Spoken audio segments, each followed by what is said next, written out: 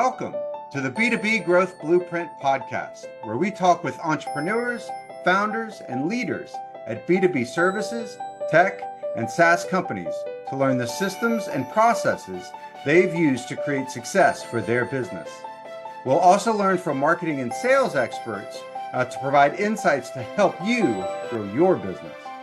I'm your host, Mark Osborne, and the podcast is brought to you by Modern Revenue Strategies and their 10x ROI B2B Growth Guarantee. Schedule a free diagnostic call to learn the fastest path to double your B2B revenues in just 90 days. Hello, and welcome to another episode of the B2B Growth Blueprint Podcast. I'm your host, Mark Osborne. Today, I'm very excited to welcome my guest, Scott Snyder. Now, Scott is the president of the Exit Planning Institute and operating partner of Snyder Premier Growth, which is a family investment company. He's a nationally recognized industry leader, a growth specialist, and a lifelong entrepreneur. Scott launched his first business at just 17 years old and sold it 7 years later in a successful strategic exit. After joining his father, Chris Snyder, at Aspire Management, Scott helped build one of Northeast Ohio's leading exit planning and M&A firms. Together, they went on to purchase the Exit Planning Institute, introduce their value acceleration methodology, and co-author the award-winning book, Walking to Destiny. Under their leadership, EPI has grown more than tenfold, becoming the go-to authority for educating business advisors and owners on how to create significant companies and successful exits. As an exited business owner himself, Scott's passion lies in helping entrepreneurs align business value with personal financial planning and purpose. Beyond his work at EPI, he is active in the Northeast Ohio community, serving on boards like America Scores Cleveland and St. Edward's High School's Entrepreneurship and Innovation Program. He's a former professional indoor soccer player and team owner in the Major Arena Soccer League. Scott brings the same energy and team mindset from the field into the world of exit planning. So Scott, welcome to the show. Thanks, Mark. I appreciate it. Really going down memory lane with the professional indoor soccer stuff, but nonetheless, it's maybe we'll get to it. It's actually a cool kind of lead into an exit planning journey that I started during that time, for sure. Well, so you teased it up. I got to hear the story. Sure. Well, let's jump in. I hear that, sometimes there's different versions of the bio, right? And obviously I'm an avid soccer player, so I do love when people kind of bring that in because I think it really ties the business stuff to the personal stuff. But I always smile when I hear it because what sounds like a really cool opportunity and a really cool thing was actually like a really tough time in my life as a business owner. And it's my first exit planning lesson that I learned, even though I really didn't know much about exit planning back then, is that maybe like many owners, I was young, right, when I sold my first company. So I had a pretty good business exit. I'm still pretty happy about it. Pretty good financially ready for that, right? Like I didn't have a lot of debt, was pretty young guy. So like I certainly had more money in my back pocket than my friends that were just graduating college with tons of college debt. Right.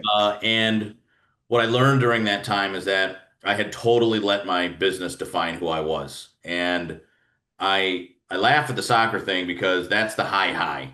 I was like, I don't know what I'm doing. Like I'm just kind of frustrated guy to be around because I can't figure out like what I want to do next. I was so young that the landscaping business was my entire life, right? I dropped out of college to go run that company. Like it's obviously a huge part of me. And so I come upon this opportunity to go to the open tryouts of, at the time, what was called Ohio Vortex, which played in the MASL, the Major Arena Soccer League.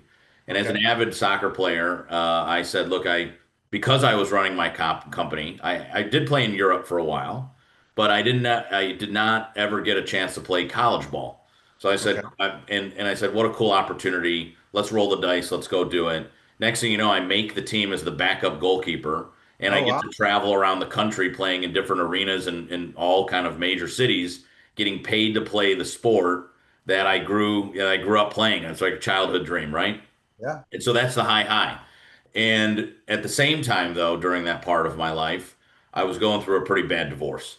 And so, and it all really stemmed, whether it was the high or the divorce low. For me, it was all a part of the exit planning journey that I think many owners have, which is a lack of personal planning and a bit of an identity crisis. And I always feel a little lucky because I had that experience at such a young age that I had plenty of time to kind of recover and get into frankly, the stuff that we're doing now. But that Yeah. was looking back on it now and hearing that introduction, I'm always like, man, that was such a fun time, but what an exit planning story as well. So that's really interesting, and also it sort of shows your really unique perspective, and that you're Yeah. able to recognize it as sort of a learning opportunity, Yeah. and to sort of connect both those business and personal aspects together, and to realize how inextricably linked they are for most Yep. entrepreneurs, Yep. which I Yeah. think is really interesting, and I think a lot of the way that the Exit Planning Institute and your and Chris's leadership has really Yep.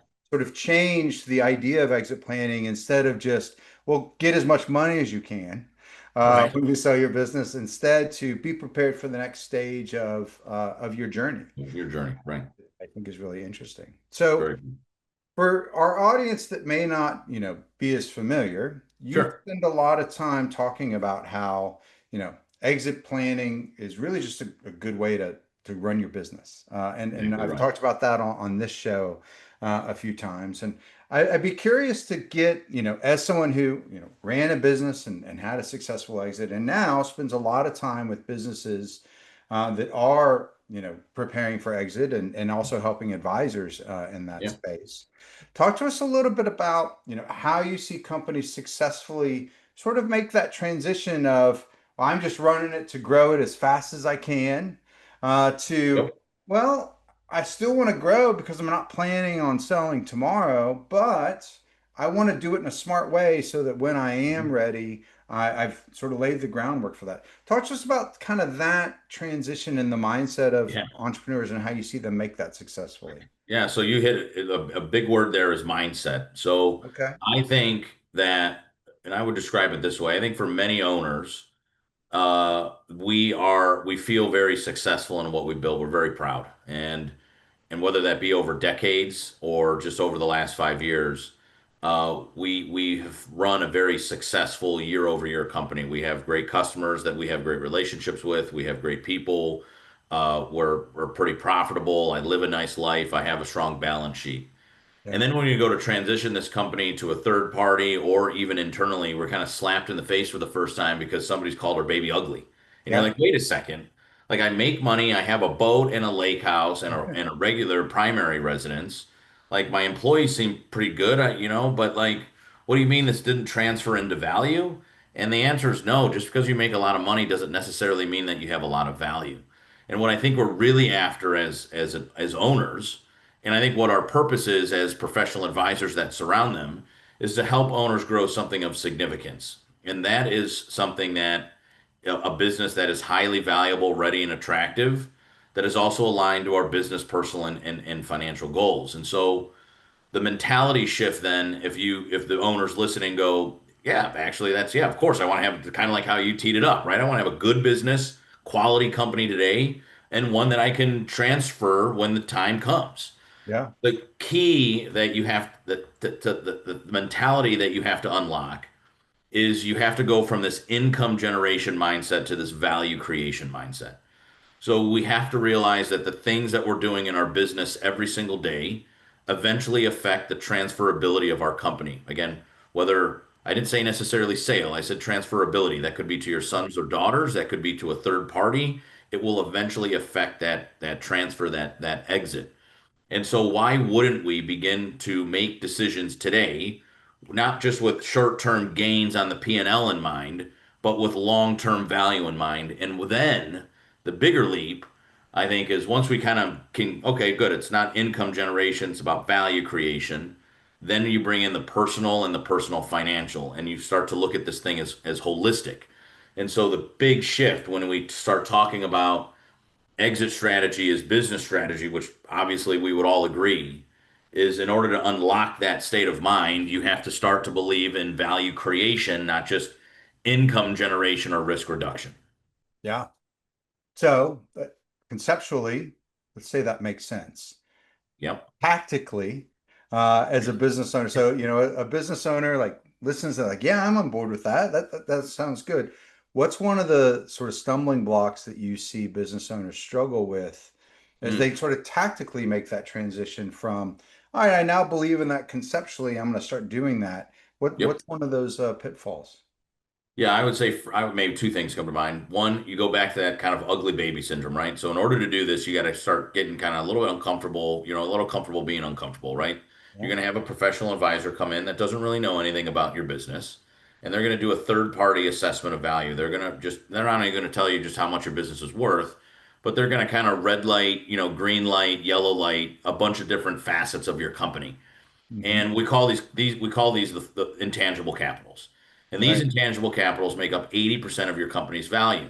The hard part about it for an owner is you're going to have somebody critique your business in a deep way for the first time, and it's a little uncomfortable, right? You Right. have to understand though, just like a doctor would be, giving you a health checkup, they're just giving the pulse of the business. And so what I think the benefit is again, if you can get over that uncomfortableness and really lean into it, you'll find things that you could be doing better today that make you have a better company now, and a one that has a kind of a longer term value. And I think when I think of stumbling blocks, it's getting too defensive early on and not really understanding the process that we're in. In order to even have conversations about how we drive more value, how we align business, personal, and financial goals, we have to identify what we have first. And I think once you have, the next stumbling block that you might run into is in this second gate of the methodology where exit planning kind of comes alive and you go, man, this is a lot of work. And but again, as you start to understand the mentality that, look, I just saved $100,000. Well, that $100,000, if your multiple is 10, that $100,000 isn't just 1 year's of savings to the bottom line. That's worth 10 times 100. And Right. so now you're like, okay. And when an advisor could come in and say, look, I could take your company from 5 million in value to 8 million in revenue or in value, but it's going to cost you $200,000. Would you take that? That's a pretty good gain still, right? Right. That's And right. so for me, and frankly, give you a little bit more peace of mind in the business today so that you could leave room for some perhaps multiple passions in your life that you have. So the first stumbling block I think for owners is, man, I'm feeling a little defensive here. The second one is, okay, we're well into the exit planning process and I'm feeling a little drained. And Yeah. so, because the first lift after identifying is to start kind of protecting what we have. And I think that phase, there's little gains, there's not big strategic value thrusts. And I think that most owners are into that like they don't want to just document stuff, they want to change stuff. That's And right. so, those are kind of the first when you ask about stumbling blocks. And I think of new owners getting into the process, that's where my head goes. So it's so interesting that you say that. So, we work with owners preparing for exit, specifically Yep, around sort of the marketing and sales exactly right. Same. aspect. And when it comes to marketing and sales, everyone wants to do the big sexy stuff. They're like, Of let's course. redo the logo and the website and our brand position and do all this research about our customers. And we'll sort of look at that and be like, there that has the potential for really exponential Right. return, but you're going to make a lot of investment in time, energy, and effort up front, and then you're not going to see that return for some time. Let's protect the value you've already created. Let's document what your sales process looks like today because that makes a buyer go, I could buy that, I could run that. And now you've immediately captured a lot of the value that exists in the process. And then let's up level all of the processes that you've now documented to be best in class. Again, Exactly right. that's See, you really get easy to it. do and get, but it's not very sexy. Nope. But what that does is it then brings money to drops down to the bottom line to then fund some of these sexier initiatives Right. like marketing strategy development and Mhm. relaunching the brand and all of those things. Yeah. Mark, I have to say, man, it's really cool to be on your show, knowing that you're not necessarily one of the core advisors on the team. You're the functional advisor, right? And Yeah. I want to pause and let the audience know that like this is the future. You're seeing it in Mark, where as a sales and marketing strategist or consultant or expert, he's now his mentality has shifted to, well, how many more leads can I generate or revenue can I generate for this client? I can do that, but how much more value did that just create? Because for the typical business owner, and it's not a knock on business owners, right? We just don't know what we don't know. The work that Mark's doing in the sales and marketing realms or elements or facets of your company give you a better business today, but actually drive more value. I think when people think value, they think, okay, taxes, CPA, Right. legal, attorney. I got to get a financial strategy done. I need and maybe an estate plan, so I need an attorney for that and a financial advisor. I don't think many people go, yeah, I need this sales and marketing guy, and he's going to help me drive my value multiple up. But to hear you just kind of talk about like your way of doing business and your contribution to the overall ecosystem, it's really cool. And Right. it's like really, and it's really different. And so I hope the owners that are listening to your show really truly can see like, oh man, like there's human resources, there's leadership, there's sales, there's marketing. And I had a very similar experience, Mark. We came through COVID and Yeah. it totally changed the way we did business, like how we did our sales and marketing programs. I had, and I'll make it short, but I had a person like you come in and do an assessment on my business, particularly in my marketing strategy. She came back and said, Scott, I could drive these leads. We can document these strategies, these playbooks. We need a new dashboard. We're going to update the website. We do these types of things. It's going to generate X amount of leads. And if we generate X amount of leads and your sales guys close the way we close, well, then it's going to have this much more revenue. And she's like, basically, are you in? And I said, yeah, I'm definitely in, but do you know how much value you just created for me by doing all of that stuff? And she's like, well, no. And so I Right. explained to her, much like what you were starting to explain, and it opened up a whole new path for her to say, really, any advisor that can help an owner change mindset from income generation to value creation contributes to the overall value of that company. Very cool to hear you kind of talk about. Thanks for Ah, that well, part. thank praise from Caesar. I Yeah. appreciate it. You can Yeah. tell I'm blushing, but Yeah. Yeah. I Yeah. appreciate that. But so you hit on something a couple moments ago that I don't want to skip over because I think it's really Okay. important, which is you said, 80% of the value of a company Mm. is tied up within, intangible capital. And so if you think about, for our audience that's listening, well, what does that really mean? Well, it's not just your EBITDA or even your top line revenue or, what your discretionary income or whatever, flows off of the business. Because if you look at, publicly traded stocks, Yes. the value of those is, obviously related to a lot of things. And it's Hmm. not just goodwill. It's not just, the employees. It's not just the value of, the equipment that they own or the inventory in stock. Yeah. And so you've done a really good job of turning that into a great framework around the sort of the four C's of Yeah. intangible capital, Hmm. which then makes it a lot more concrete for people to wrap their head around. You mean more than half of my business is not just how much money I make, but these other components. Talk to us a little bit about what those four C's are and how Yeah. they relate to the value of a business. Yeah, sure. So, and I think this kind of ties back into what we were talking about earlier in exit strategies, business strategies. You hear me talk through these, I think for the business owners listening, you're like, oh yeah, I do that kind of stuff every day. And so when you think about these four C's, they are social capital, which is your culture. They Yeah. are human capital, which are your people. Then you have your customer capital, your customers, and structural capital, which is the big bucket of the process, the how to, the data, the intellectual property, the systems, how everything ticks. And I think for many business owners, they go, yeah, I have my hands in kind of all of those buckets throughout my daily jive in business. What I didn't realize is that I should be intentionally doing things there because it eventually affects the value of our business. Really, to sum up the four C's from a buyer's perspective, they want to know that this business can run without you around. And the only way it really runs without you around is this venture towards decentralization of the owner. But that means promotion of the four intangible capitals. We got to strengthen them.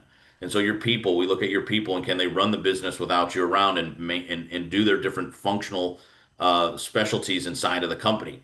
Are the customers like, yes, they're tied. Are they tied to you or are they really tied to the product, the service, the organization, the core values of that organization? And obviously structure and culture are the two bookends that I think most people can kind of figure out. But can we scale that as the buyer? Can we transfer it as the buyer? Can it run without the seller, the current owner, around? And that's the importance of managing those intangible capitals now, so that when that time comes, and frankly, Mark, if the time never comes and you're fall into one of these involuntary exits, your company can survive without you around. That's right.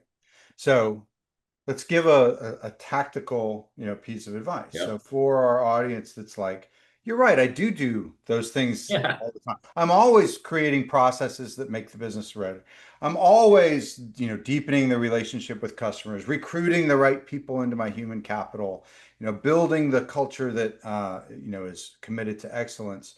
What are some ways that they can be more intentional about doing that in a way that, makes the business more attractive to a buyer, not just runs better today? Sure. I would say measure it. I would say by just like you would measure yourself in typical goals and metrics, right? Your KPIs. How many of your KPIs are value driven? We might say, how many leads did I generate? How much revenue did I drive this month? Maybe I have a customer satisfaction score or like a safety in the workplace score. But do we have a value score up there? So, in order to truly make those present in what we're doing today, we have to score them frequently. And when I say frequently, I'm not talking about once a month. Frequent enough for me is once a year. So we're sitting down once a year and we're saying, look, let's put a score to these things tactically. So we're going to ask and answer like 150 type questions that relate to these 50 value factors that line up to these four C's. And we're going to get a score, right? Sometimes it's going to be weak, sometimes it's going to be strong, depending on kind of where we're at in our exit journey. But if you're continuously measuring value, then we kind of understand where we need to go and how we need to tick. But when you ask me that question, the first thing I would say is the tactic behind it is we have to identify what it is. So we have to measure it first. Yeah, what's the old phrase? What gets measured gets improved, Exactly right. or gets managed if it's Yep. managed. That's such a great sort of highlight. And I also love your emphasis that it doesn't have to be, this bureaucratic overhead of Right. every week you're tracking how you're doing these things. Instead, it's just having it as something that you think about even just annually changes the way that you engage with it every day. No doubt. In a really meaningful and important way. You mentioned something a second ago that I also think is worth unpacking a little bit, and that's Sure. that, you know, everyone will eventually exit their business, No doubt. whether by hook or by crook, Yeah, whether exactly. whether by choice or not. And oftentimes we see that business owners aren't always thinking about the things beyond their control, but that actually wind up being a significant portion of what causes people to exit. Like Yep. there's some disability or disease, or they just don't have the health that they need in order to spend the 60 hours a week that they've been spending on their Yep. business. Or Yep. there's some disagreement with a partner that they weren't anticipating, or the partner has some issue that they never expected to happen. And that's part of why, you know, running your business as if it's ready to exit is so important. Do you, talk to us a little bit about, Yep. some of those unexpected things that you see come up, Yep. and, ways that companies can just sort of be mindful of that without necessarily, you know, putting out the for sale Yep. sign tomorrow, but instead just starting to be prepared and mitigate those risks. Yeah, I would say we just got to face the music a little bit that the American stat for us shows as American business owners, 50% of us will fall to these involuntary exit. That's just fact. 50% of businesses 50%. So if you literally split the involuntary. room, right? I always say when I'm in a large room, I'm like, dude, this side of the room with 100 people, you guys are all going to exit not on your terms. Now, you might have a little bit of success, but that's not going to be anything that you enjoy. And then on the right side, these people will could have potential to be successful. So it's just a matter of fact, and I think a matter of life. Two, there's back in the day when we were doing the consulting work, primarily with my dad's company, Aspire Management, I saw two things that really stood out. One, we had a horrible fallout between business partners, right? And they had to go through this exit with really no plans. They frankly came to my dad's firm because they're like, "Hey, can you help us figure this out?" And on the flip side, we started with a client that fell to disease, so he was actually going blind as he got older, and so and he wouldn't be able to run the business blind at his particular company. And so my point being is these things do happen, and although we can't necessarily solve for that direct disease or unfortunately that direct partner disagreement, we can, to your point, help to mitigate risk and have a plan.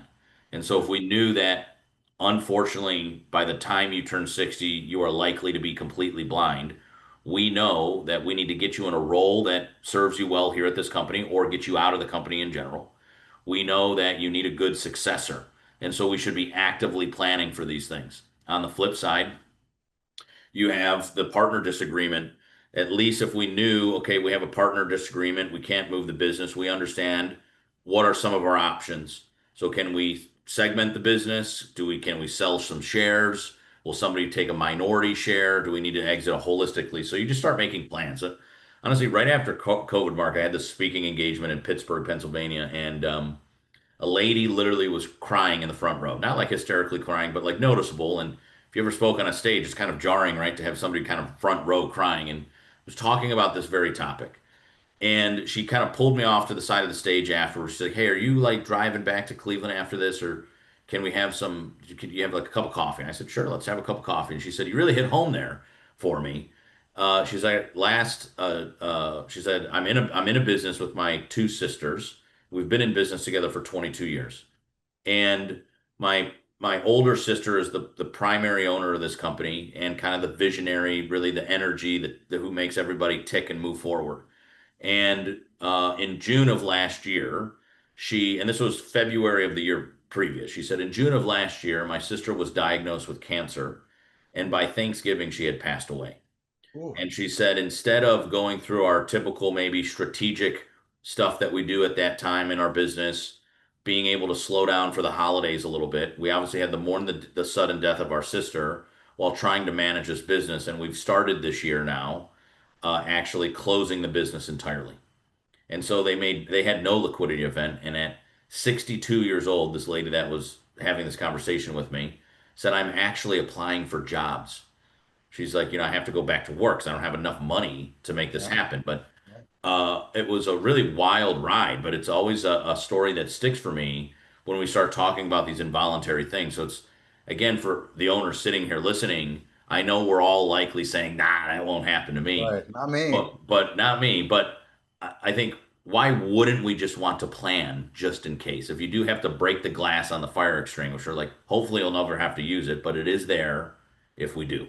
And I think that's important in our exit journey, and to make sure that this thing transitions and that our family and employees and customers are okay.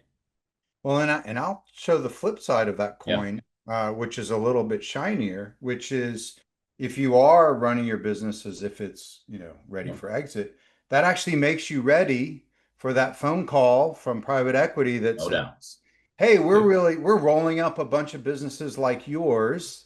Would you be interested? We'd be interested in a conversation. Not only are you ready for that conversation from the perspective of you've thought about what's next, but also if they're making a good offer or not, Exactly. because you've done the work. And so you can take advantage of these opportunities in the marketplace. And whether it's an unsolicited call or even your own strategic recapitalization of your business or, growth through acquisition and bringing in some funding, being able to have that flexibility and agility that comes from the knowledge of and the 100%. sort of the practice of running your business as if it's ready to sell. It just opens up so many more doors and so much more potential success. Yeah, you nailed it. The flexibility of it, right? I think by preparing now, you just have options. And Hmm. so you have planned options, right? Where you could, I think also owners think it's like a one bite of the apple experience, and it's not, right? Like you can sell some now and then sell some like 5 years from now. And then as you continue to grow, you'll sell in 10 years and be completely out. Or to your point on the flip side, man, you got a lot of private equity money out there. Or like my scenario, when I sold my landscaping company, it wasn't private equity, but it was another financial buyer, strategic buyer that was coming in to buy my landscape construction and maintenance company. And he just said, man, we've noticed you guys growing and you guys have a pretty good client list and great people. Have you ever thought about selling? And, we were able to capture that opportunity. So, yeah, I think in the simplest form, there's just so much benefit of planning now. You have so much flexibility and opportunity and option. And I think that's really what we're after as business owners, right? We don't want to be kind of pinned into a corner. That's right. Well, and it doesn't have to be this sort of monolithic. One day when I'm thinking about selling, I'm going to do all of these things that Right. make it ready to sell. And instead, it can just again be like you say, once a year, thinking about how much are Mm, we focused on creating value versus just driving income exactly and, right. and mitigating risk. And that mindset really makes a big shift. No But doubt. you're obviously an expert in, tons of topics that we're both passionate about, and I could spend all day I grilling know, you, man, right? but I got to be mindful of your time. Sure. But I know that, there's a lot of events with the Exit Planning Institute out there, multiple Absolutely. books. What's the Cool. best way for folks that have been listening and, are interested in learning Yeah. more or engaging with you? What's the best way to connect? Go to drivevalue.com. So if you go to drivevalue.com, you can see the SEPA community, but you can also gain access to a central hub of information all around the value acceleration methodology, as deep as a course and as simple as a podcast. And so, my call to action, I think, for many owners and advisors alike, is just start getting educated, dip your toe in the water and see if it's right for you. I think you'll find that it has a lot of meaning. That's right. And I think you mentioned that you're heading to a racetrack. I know that you guys are Yeah, sponsoring some NASCAR races yeah, this year and yeah. cars. So, yeah, we took the campaign on the road. So, obviously, drivevalue.com is the central hub of information for everything value acceleration. We decided to enter into the NASCAR community, obviously, a personal passion for me, just being an avid race fan. But NASCAR has a really good business, really good core American business owner in there, in their fanhood, and they're one of the most loyal fans in professional sports. And so, we thought, what a cool way to entertain some guests, showcase a new brand, and maybe get in front of some owners in a welcoming way.